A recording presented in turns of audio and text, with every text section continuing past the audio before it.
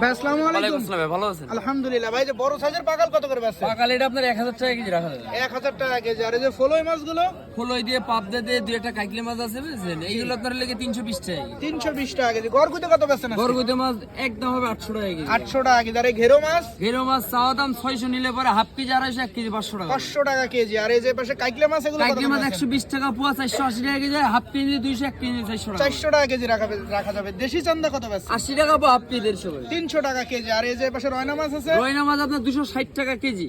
260 টাকা কেজি। আর দেশি ট্যাংরা দেশি ট্যাংরা 360 টাকা কেজি। 360 টাকা কেজি। পাবদা একটু ছোট সাইজ পাবদা 260 টাকা কেজি। 260 টাকা কেজি। আর দেশি পুটি পুঁটি মাছ 1 কেজি 100 টাকা ভাই, 2 কেজি নিলে ভাই 160 টাকা, 80 টাকা কেজি। 80 টাকা কেজি 2 কেজি। আর দেশি মায়া কত করে বেচছেন? দেশি মাছ আপনার 100 টাকা পোয়া, 80 টাকা পোয়া, হাফ কেজি 150। তাহলে 300 টাকা কেজি। এপাশে চ্যাং রয়েছে দাদা দাদা শৈল মাছ আছে আপনার 260 টাকা কেজি। 260 টাকা কেজি। আর সাতক্ষীরা তেলে ছোটটা সাতক্ষীরা তেলে বেড়ে আপনার লাগে 150 থেকে 140 টাকা। 140। বড় সাইজ এটা কত বেচছেন? এটা আপনার 200 আছে, 1 কেজি নিলে 160 টাকা। 160 টাকা কেজি। আর এই যে জিএল মাছ বড় বড় জিএল মাছ 300 টাকা কেজি রাখা। বড় বড় সাইজের জিএল 300 টাকা কেজি।